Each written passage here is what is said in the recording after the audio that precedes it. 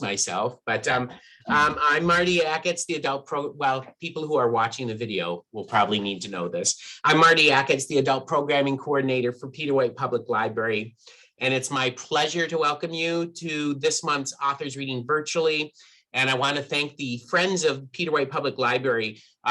They fund this entire virtual reading series, and they do so much support of the other programming and resources here at the library. So we wouldn't be able to do, 3/4 of the stuff that we do here without them. So it's my honor tonight to be introducing our featured reader, best-selling author, Sonya Sones. I first became familiar with Sonya's work many years ago when I had a I sort of told Sonya this when I reached out to her, but I had a close family member who was struggling with mental illness. And at the time I was a novice to mental health issues, and being a reader and a writer, I did what I normally do when I'm sort of at sea and don't know what to do. I sought out books that would help me understand and not feel completely alone and isolated. And in my situation, and in particular, I was also looking for a book that would help my young daughter understand the struggles of mental illness at the time. So I found that book in Sonya Sones, Stop Pretending: What Happened When My Big Sister Went Crazy. This novel in verse touches upon so many of the emotions and tensions of mental illness in a family situation. Hurt and shame and confusion and fear and heartbreak. But her book also is full of humor and love and understanding as well. And that's what really I find so moving about it. It takes what can be a really frightening subject for young people and imbues it with hope and understanding. And it was just the book I needed at that time to help me help my daughter. So for that, I'm really profoundly grateful to you, Sonya. Sonya Sones has written seven award-winning young adult novels in verse, including What My Mother Doesn't Know, one of those hideous books where the mother dies, and What My Girlfriend Doesn't Know, among others. Stop Pretending: What Happened When My Big Sister Went Crazy was her first book. This is the novel she'll be reading from tonight in honor of National Mental Health Awareness Month. Stop Pretending has been in print ever since it was first published in 1999 and has won many awards, including a Christopher Award, a Myra Cohn Livingston Award for Poetry, the Claudia Lewis Poetry Award, and a Los Angeles Times Book Prize nomination. So please join me in welcoming to Peter White Public Library my profound honor to introduce Sonya Sones. Thank you. You're good at introductions. You can. Thank you. So this is very nice of you to all be here, and for those of you watching later on, hi. Sorry you couldn't make it live, but here it is anyhow. So let's see. I'm going to start by sort of giving you a little background. This is the book I'll be reading from with all its little post-its, and this is what it looks like now in paperback. So the way it started is I used to do a lot of different things. I had a lot of different kinds of jobs. I was involved in being a film editor and a photographer, and I even had a baby clothes company for a while when I became a mom. And after a while, though, that baby clothes company, it got a little old, and I only did that because I had babies, and I was inspired to do that. So by the time my kids were, growing up, I was looking around for something else creative to do, and I ended up deciding my favorite time of the day was when I would read to my kids, because I had 2 children, and I still have 2 children, and they're bringing me a lot of joy right now. One of them just got married, and the other one's just about to have a baby, so it's very thrilling. So anyhow, I decided that what I wanted to try to do is to write books for children. And by the time I got good enough, they were already teenagers. So it took me many years of writing bad books, but I found a really great poetry teacher and at UCLA Extension. And so I began studying with her, and she was probably my age. I think she was around my age when I was studying with her, which is my age is old now. But so she would say, "Oh, Sonia, what would we do without you? You bring us up from the depths," because everybody was writing sort of sad themed poems, and I was just writing happy-go-lucky fun poems, and it was very fun for me to be the funny one. And I loved when she said that every time she did that. And she said I was bringing them up from the depths. I felt like, yeah, I'm bringing them up from the depths. And I was really happy about that. So, but then one day, we met once a week, and she would give us a ton of homework, like tons of homework, 8 different poems that were in certain, forms and rhythms and all sorts of things. They were very complex. And but this one time she asked us to write a poem. Well, first I should tell you, I'm going to read you this example of the kind of poem I was writing that was, making the class happy. And my teacher, who I idolized. The assignment was to personify something. So I chose to personify my computer. And it's called, wait, let me have a sip of water here. Okay. It's called Mr. Inspiron 7000. I plug him in to turn him on. He's not the least bit put upon. Though wakened from his peaceful sleep, he greets me with a sexy beep. He blinks and yawns, then starts to buzz. I'm fond of all the things he does, of how his screen glows when he smiles, of all his megabytes and files. Before we met, my life was grim. I didn't mean to fall for him, but when he rested on my knees, I got an urge to stroke his keys. I flicked his switch and pressed his bar. No turning back, we'd gone too far. His discs were hard, his drives were strong. We held each other all night long. And when the sunlight filled the room, we vowed we would be bride and groom. We kept the ceremony small. I wore my flats since he's not tall. And even now his microchips can bring a fever to my lips. I'm growing rounder every day. A wee iPad is on the way. So those are the kind of poems that I was reading. Thank you. And can you guys still hear me? Because I'm not seeing my screen lit up. Okay, just checking. All right. Okay, because I can't hear you, so that's all right. Okay, good. Just checking. So anyhow, that's the kind of poem I was writing, and getting a lot of positive response. And then one day Myra asked us to write a poem for our homework using dactyl and trochee rhythms. And those are very somber, sad rhythms. They sound like da da da da da da, or da da da da da da da. And I sat down at my computer, and it was just the most shocking thing. I ended up writing a poem about my sister being hospitalized. And it was so sad and so frightening that I was like afraid to show it to my teacher, honestly. And I thought, what is Myra gonna think? This is not bringing anybody up from the depths. And, it concerned me. So normally we would read our poems aloud in class. There was 12 of us around a big table. But this time I just couldn't bring myself to read that poem to anybody that I had written about my sister. So what I did was I declined to read during class, but I handed it in with my homework. And then I worried about it all week. What was Myra going to say? This was just not what she's used to from me. And then when I went into class, she had written on it. She handed it back at the beginning of class. She'd written on it, "We have to talk about this one." And I thought, oh no, she's going to tell me, what are you doing? You got to stop that. This is awful. Go back to being funny. That's what you're good at.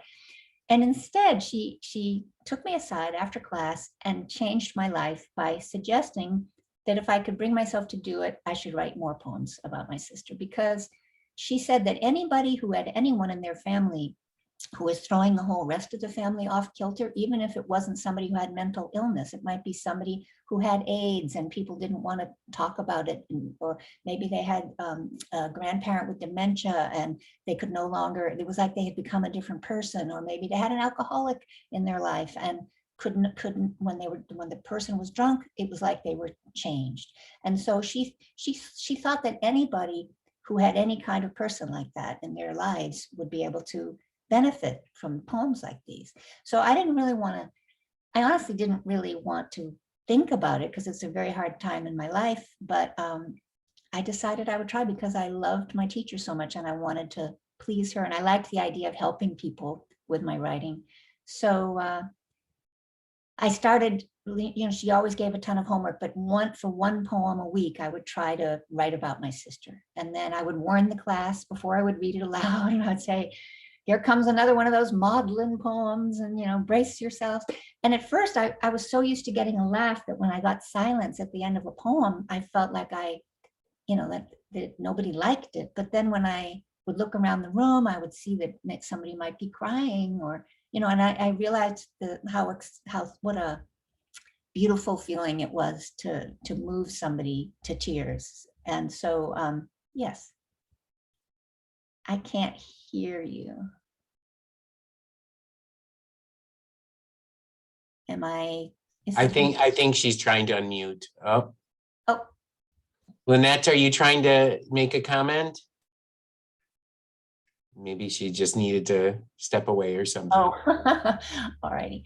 So anyhow, so I began writing these poems, and they ultimately my teacher passed away before I could finish them. And I thought what I had done was write a collection of poems about my sister.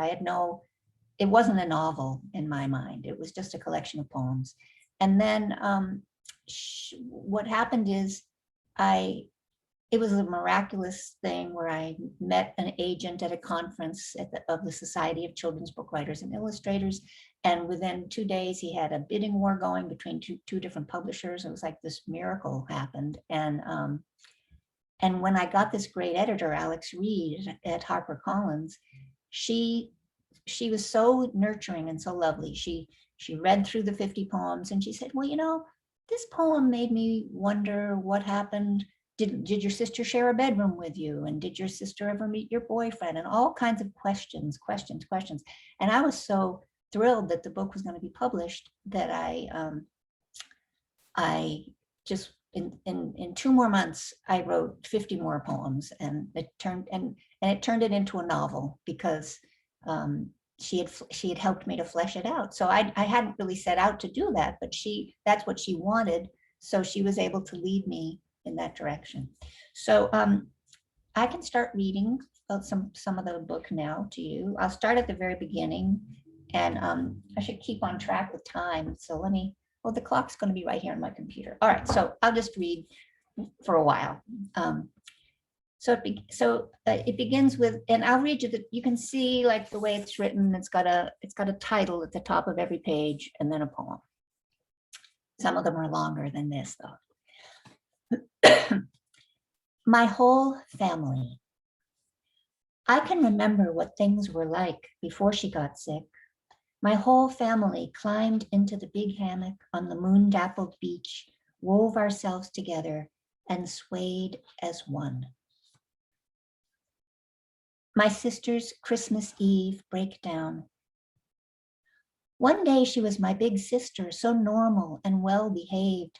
The next she was a stranger, rushing out the door to midnight mass, a wild-eyed Jewish girl wearing only a nightgown. One day he was my dad, so calm and quiet and in control. The next he was a stranger, dragging my big sister away from the door, up the stairs, screaming so loud that my ears stung. One day she was my mom, so reliable and good in a crisis. The next she was a stranger, standing stock still with her hands clamped over her mouth and her eyes squeezed shut, not even breathing. That day I sank into the wall, wondering what these 3 people were doing in my house, and I shouted that they had to stop, even though I wasn't supposed to talk to strangers.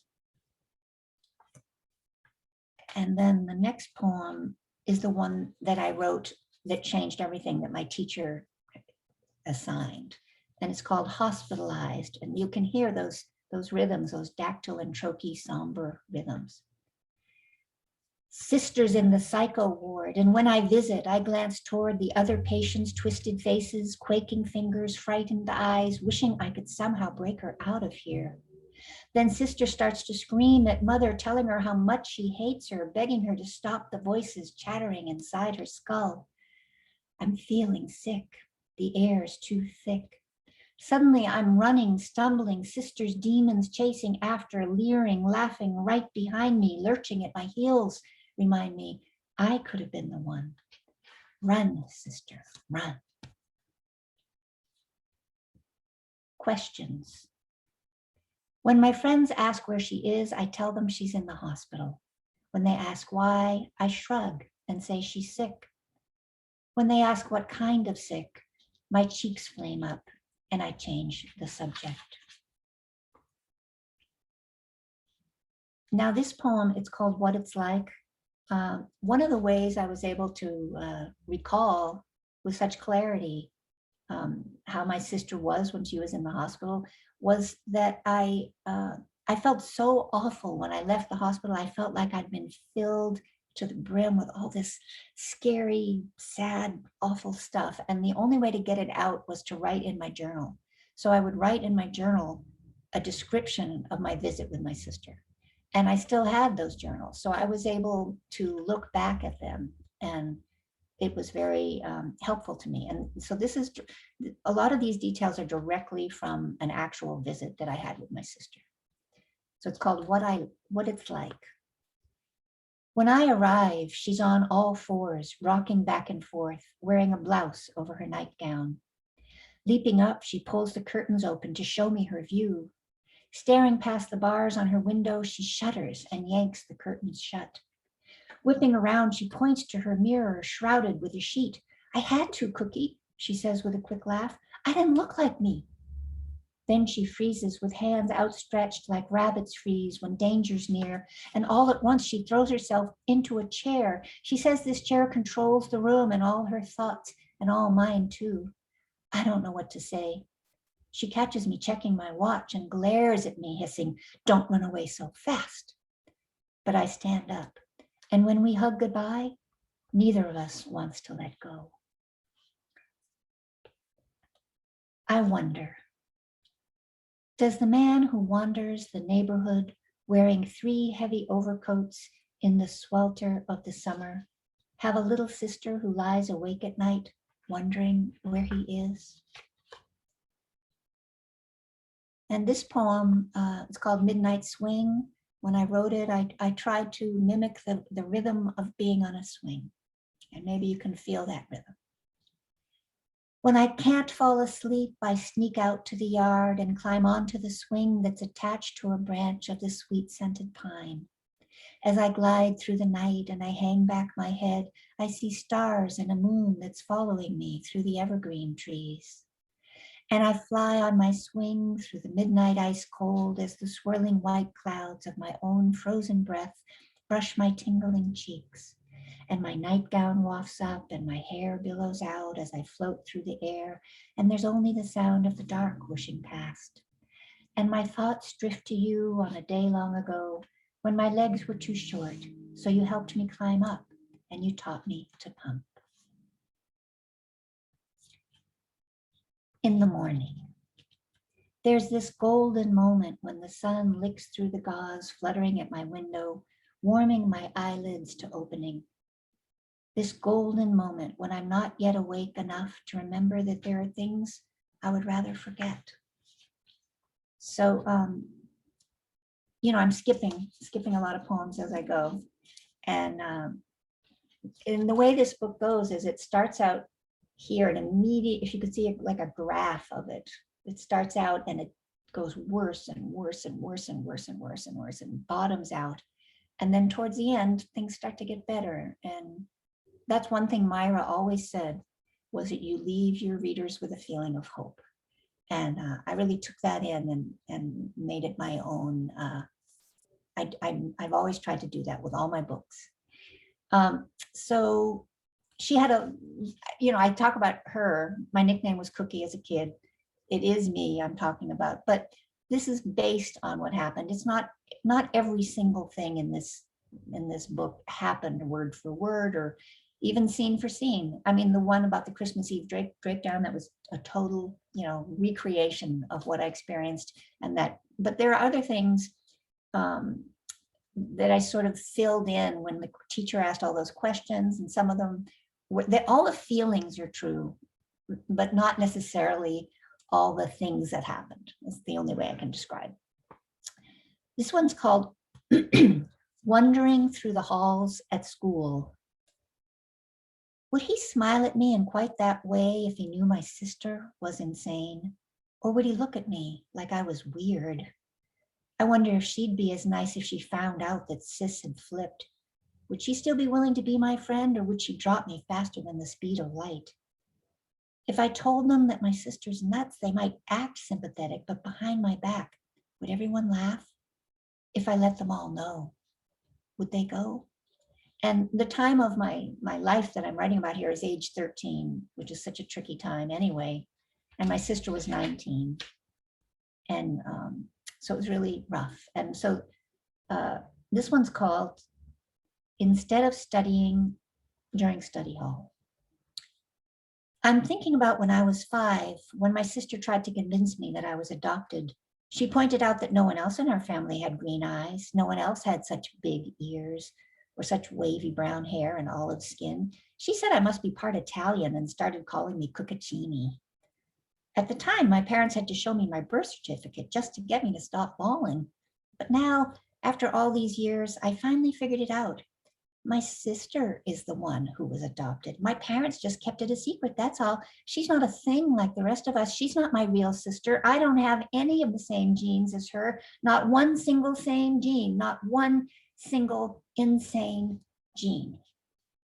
And so clearly my sister wasn't adopted, nor was I, but I was so worried that I was going to have mental illness too. And that's what I was trying to express with that poem.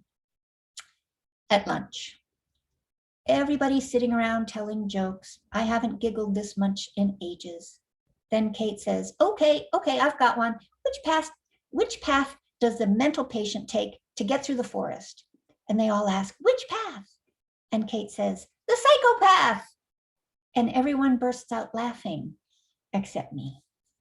I mean, there is such a stigma against mental illness. Nobody makes jokes about people who have cancer. Nobody makes jokes about people with heart disease or with AIDS. It's all, mental illness is just, haha, it's so funny, let's joke about it. And this happens all the time in advertising. It happens on shows that are normally, good shows. They'll stick in a joke about somebody with mental illness, and they forget that there's so many people watching out there who have loved ones who have some kind of mental illness, or maybe they themselves have mental illness. And so, my biggest hope with this book is that it'll help obliterate that cruel and unfair stigma that people experience, and the loved ones of people who have mental illness have to experience as well.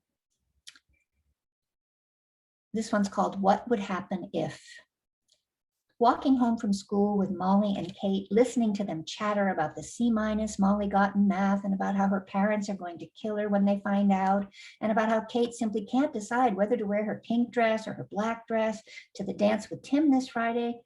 Wishing I had a Tim to take me to the dance, wishing I even felt like dancing. I say, why don't you just wear that great little red dress, Kate, the one you wore to the last dance? That old thing, she gasps. Are you out of your mind? I blink at her stupidly, wishing I could say, no, I'm not, but my sister is, and wondering what would happen if I did. Since sister's been sick. 4 p.m, home from school, I trudge upstairs, peer through mother's bedroom door, shades drawn, airless. I mumble, hello, no, how was school? Just the rumpled figure snoring in the unmade bed, the theme song from Days of Our Lives droning. I rush past into my room, flick on the radio, and turned the volume way up. And here's one short one. Things would be different. If I had a dog, I could hold him when I felt like this, and he'd lick the salt off my cheeks. So things continue to go downhill, and it took a while for my sister to start showing signs of improvement. And so I was very, very sad, and I couldn't talk to anybody about it. My parents weren't talking to me about it. And this one's called I Wish I May, I Wish I Might. There's a big wind tonight, whipping round the corners of our house, skittering the branches of the maple against the window pane, slamming the screen door again and again. A big wind whisking the clouds out of the way to show me the crisp evening star. There's a big wish tonight, a starlight, star-bright wish, a wishing for the wind to blow my sister home, home to her bed that lies empty next to mine, home to me, to where she belongs. And I'm gonna skip ahead here. There's a lot of difficulties at school. There's a lot of visiting that's difficult. And so here's another poem about a visit with sister. I can feel my face morphing when she cocks her head, lifts her chin, and with laser eyes that peer through slits from beneath brows arched high, she tries to determine who I really am. And here's the poem that the book took its title from. It's called Stop Pretending. And stop pretending right this minute. Don't you tell me you don't know me. Stop this crazy act and show me that you haven't changed. Stop pretending you're deranged. Stop a minute. You'll remember things like they used to be when you used to read to me from Dr. Seuss in our backyard. Stop pretending right this minute. I'm your sister. Don't you tell me you don't know me.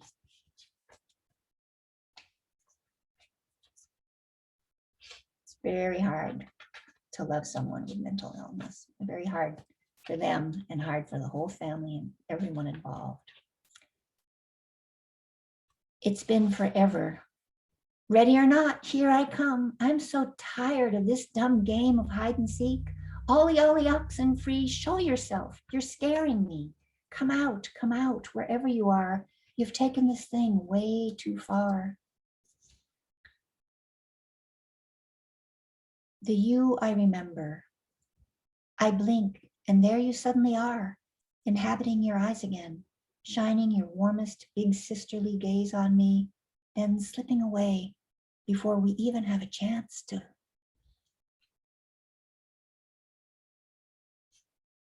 Molly, Kate, and me.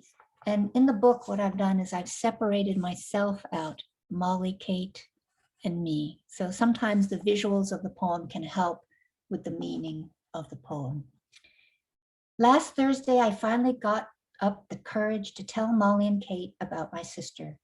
They were so nice about it, so understanding at first.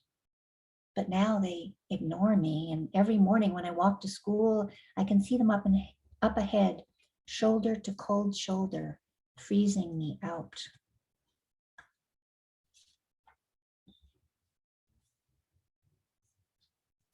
Minus. Last night, sister wasn't there to help me study for my math test. Father tried to fill in, but he's never been as good at math as her. This morning, I'm sitting here taking the test, but the numbers on the page keep scrambling in my head. And the only equation I really understand is 4 minus 1 equals 0. And this poem here is, the assignment was to use repetition, and this is pretty much the lowest point in the story. It's called Tired.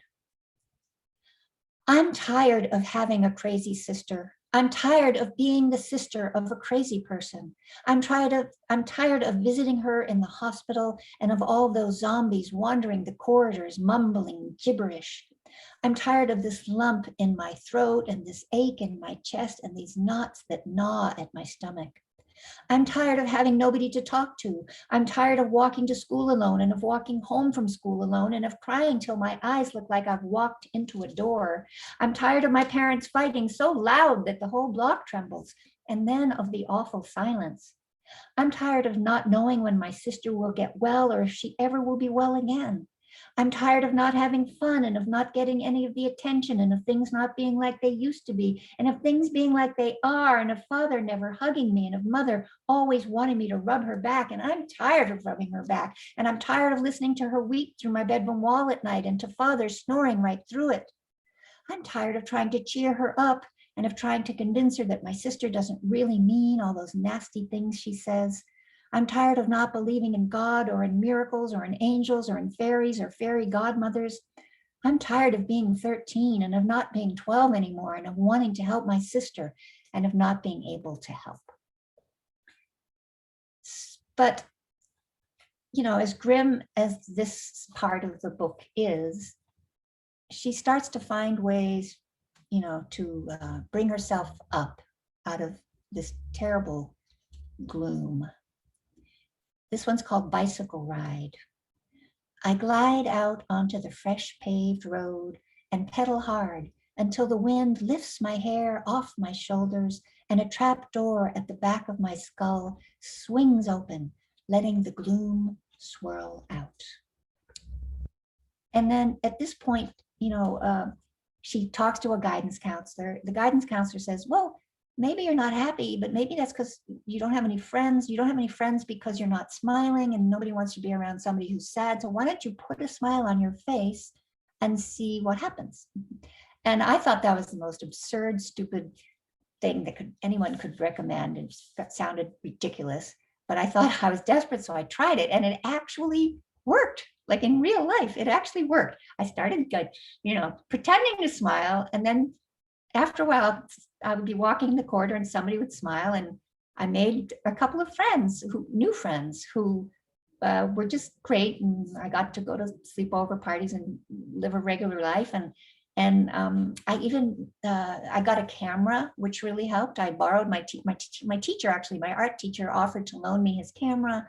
And I brought it to the hospital and I took pictures of my sister and she took pictures of me. And it was like a way to connect with one another that we hadn't been able to since she'd been sick. And so it was a very uplifting thing for me. And then I met a boy at school, a new boy who came into school late in the year. And this one is called The New Boy. Every day he sits at a table by himself across the cafeteria and watches me. And every day I eat lunch with Sarah and the other girls, pretending I don't notice him while my heart does a 50-yard dash. Sarah says Betsy told her that Ava said that his name is Jim or John or something like that. Whoever he is, I think I'm in love. And they meet, and you know, it's a cute meet. I won't bother reading it because I want to leave you guys time for some questions, but this one's called He Calls Me Every Night. I don't even know what we talk about. I just listen to the sound of his voice and to his laugh and to the sound of him listening to me.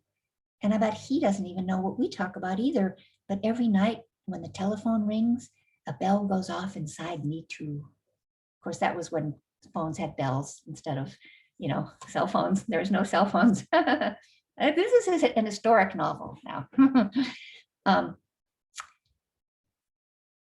Maybe I won't need a dog after all. This morning, I showed my parents the photographs I took with my teacher's camera. They especially liked the ones of my sister. Tonight, after dinner, they handed me a box all wrapped up in silver paper with a big blue bow. I opened it and found a brand new 35mm camera with 6 rolls of film. And it's not even my birthday. And then things continue to look up.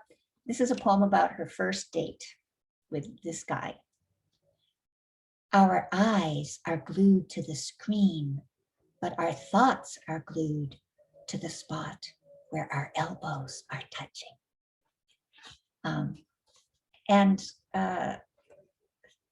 after a while, this, it's not, she's getting her, my sister's getting better, but medication is not doing it a good enough job, and therapy isn't doing a good enough job. So they actually had to give her shock treatments. And I know shock treatments get a really bad rep in the movies. I saw terrible movies when I was a kid that scared the bejeebus out of me about shock treatments. And people are very reluctant to like give shock treatments even, but they actually worked. They worked so great. It was like night and day. She just got better. As soon as she got those shock treatments, it was much, much on the upswing. And but the thing about it is it causes a loss of memory, a brief loss of memory. So here are some poems about after her shock treatment. Aftershock. Remember the time we pulled over by the side of the road and Dad gave us lumps of sugar to feed some horses? No. Remember the cartoon characters on the wallpaper in our bedroom when we lived on Harvard Terrace? No. Remember that little dog we used to give our Cheerios to? Nope. Remember me? This one's called Hair Today, There Tomorrow. Remember last spring when Mom finally gave you the short haircut you wanted and tucked your freshly snipped ponytail into that plastic bag? We wondered why. The next morning at breakfast, there it was, wrapped up into a neat round bun on Mom's head, hiding the spot where her hair was thinning. I knew what would happen if I looked at you, but I couldn't help it. You made your eyes wide as 2 fried eggs and we burst into hysterics. Remember? This one's called Going for the Gold. Remember when Mom went through her gold leaf period? She had that stack of thin booklets filled with sheets of foil made of real, actual gold. Remember how she went around gluing it onto everything? We had gold leaf doorknobs, gold leaf Kleenex dispensers, gold leaf light switches, and gold leaf leaves on the plastic flowers in our gold leaf flower pots. We even had a gold leaf toilet seat. Remember? We'd had that toilet seat a couple of months when you and I noticed that the gold leaf was starting to wear off. So we checked each other's bottoms to see if they were glittering and had a fit of gold leaf giggles. You remember that? You do. So this is called Tonight. I'm tucked between my mother and father, snuggling on the couch under the quilt that Grandma Ruthie made, watching an old movie on television, eating popcorn. And tonight, for once, it feels okay to just be 3.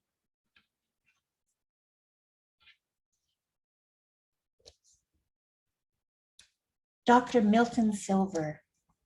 Somehow Sister and I start talking about our dentist, and she confesses that whenever she's alone with him in his office, he tells her she's the prettiest of the 2 sisters.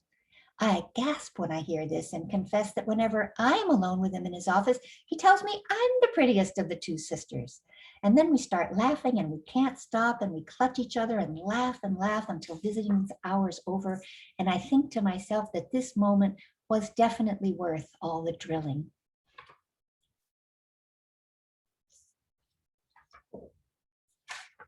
In the visiting room, the 4 of us sit down to play Scrabble.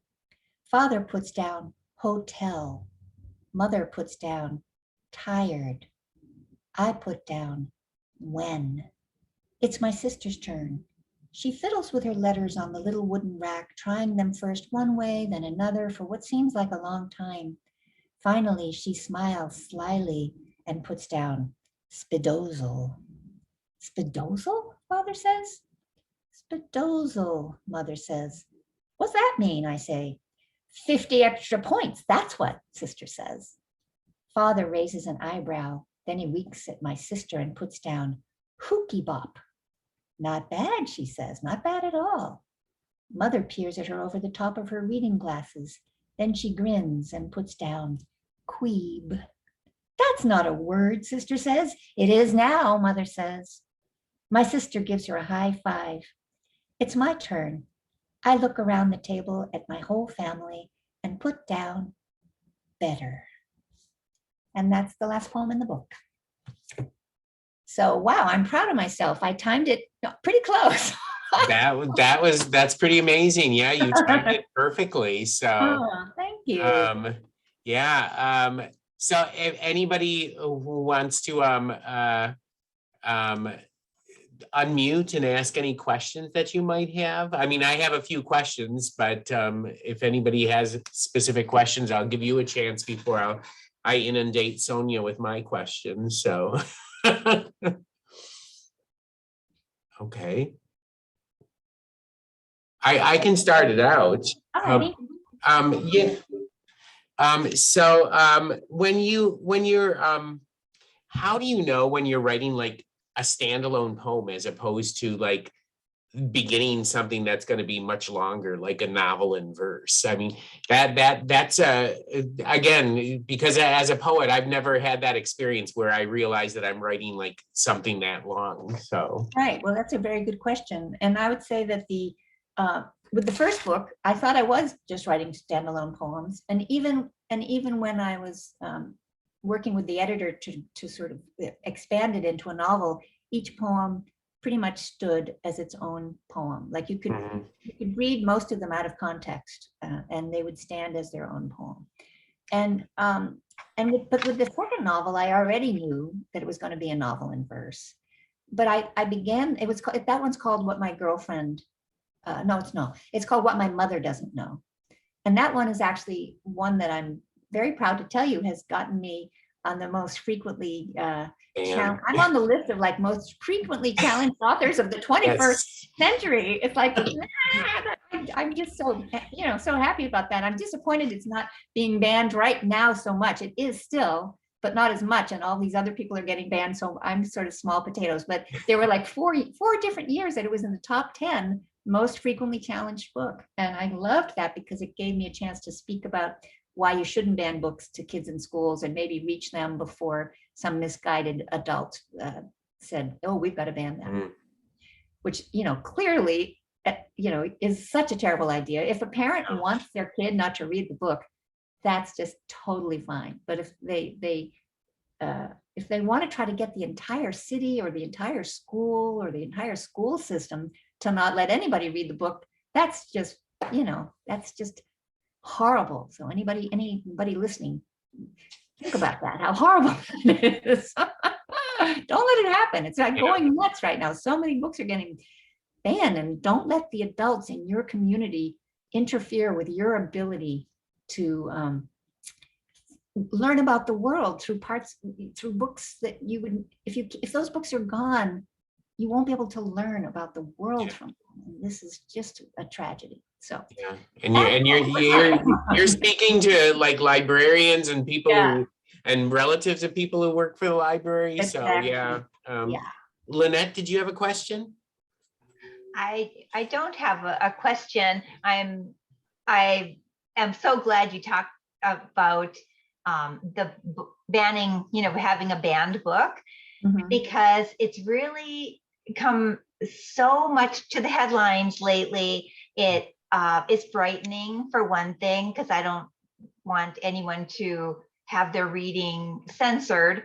Sometimes I'll choose not to read a book, but that's my choice. Or if I was a parent of small children, that would be my choice. But really, to come to the library and expect a book not to be available to everyone is just counter to everything that we do for the public or that we believe in. We really want information to be accessed. That's our job. That's our philosophy.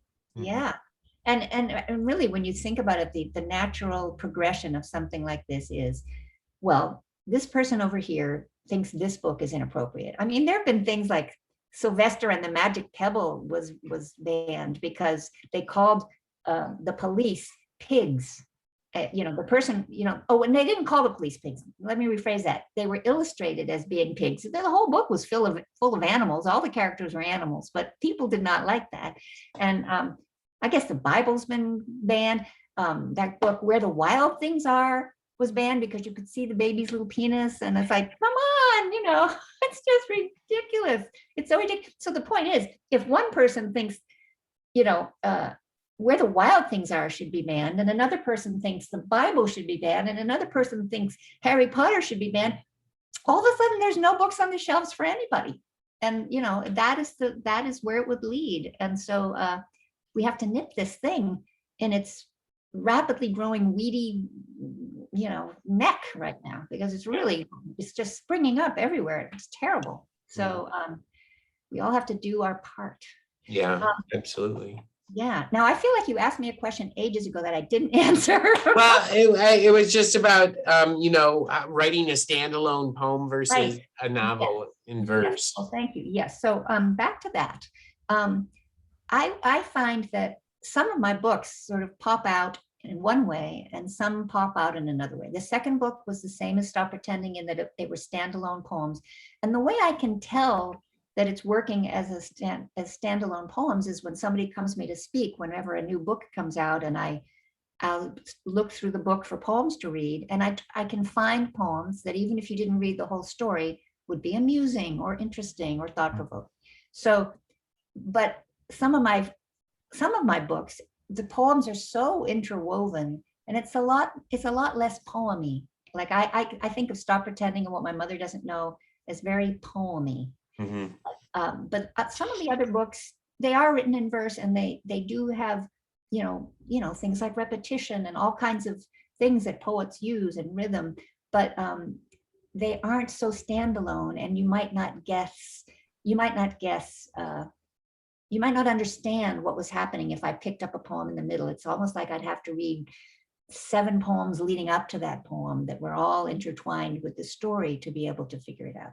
So and that's just how some of my books presented themselves to me. So I just went with it. So if you look at some, like, I would say one of those hideous books is also mostly standalone poems. But but a book like, I have a couple of them here. Where is it? A book like Saving Red, which is also actually about mental illness, or has characters who are suffering from mental illness and also homelessness. And also homelessness because they have mental illness, which is such a tragedy. And but a lot of these poems, they wouldn't stand on their own because they are so interwoven. So I just go with it with each book. I think I do right by each story. I try to do the best I can with each story, and so it varies. Beth had typed this in chat. I love the poem about the bicycle ride.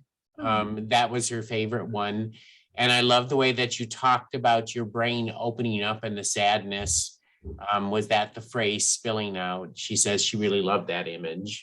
Thank you. Thank you so much. I appreciate that. Yeah, I still ride my bike. My bike does bring me pleasure. And for a while, I was afraid to go out on my bike. And during the pandemic, I was like terrified to leave my house.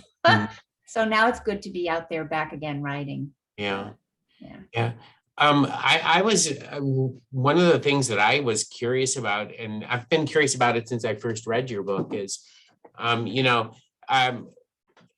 dealing with a family member who struggles with mental illness is such a personal thing. And were there things that you wrote that you thought, oh, I can't put that in there, or you removed from the book because it was just too personal to share? Yeah, that's also a very good question. Well, it took me a while to get used to that, to the fact that this book was going to be coming out. And of course, I had to ask my sister. She's passed away 5 or 6 years ago, but I had to ask her permission. And I hadn't even thought about asking her permission to write it in the first place, because I never thought it was going to be published. And then as soon as I realized it was going to be published, before I even started working with the editor, I had to ask her. And she was a librarian. And she was wonderful. The first thought that she had was, well, a book like that could really be used to open up discussions about mental illness. And I was like, wow. And she just said, go ahead and do it. Just do it. And my father, I think my mother must have already passed away. Yes, she would have already passed away. But my father was still alive. And there's that scene where there's a Christmas Eve breakdown, and I didn't read many of the poems, but there's sort of tension in the family, and so I had to ask his permission too, and actually he was okay with it too. I mean, I think I toned down, you know what, I think I toned down that poem about the breakdown by adding that she was in her nightgown, so that it would make it seem more logical that a father just could not allow his daughter to go out of the house in the middle of winter wearing a nightgown. You know, he just couldn't let that happen. So you can sort of understand more and forgive him more, because it was kind of a violent, oh, God bless you. It was kind of a violent moment. You know, he didn't hurt her, but it was still very physical, and you know, so that's what I did. That was the one change. He said, can you just, you know, give it a more of a context. And so that, yeah. Okay. Yeah. I mean, as I said in my introduction, it's a book that really profoundly influenced my life, and helped my daughter especially deal with a really difficult time. So that's, you know, and I have to believe that it helped a lot of other people since it's been published, because as far as I can tell, there's no other books out there really for young people that deal with it in the voice of a young person, and what what a person goes through when you're dealing with someone with mental illness, which is like I said, profoundly private, and also sort of horribly public, where you can't really not talk about it too. Yeah. So yeah. All right. I've been really, really lucky with two things with this book. One is that I've gotten so many of the most beautiful letters you could ever dream of receiving, from people kind of like you know, who had some experience with the book that helped them go through what was going on. Just the kindest, most, and you know, teenagers, I've gotten beautiful letters from adults too, but teenagers especially, when they write to you, it's like they're treating you like they wish someone would treat them. And so they say the kindest, most beautiful things in these letters, and it really does, you know, it just, oh, thank you, Beth.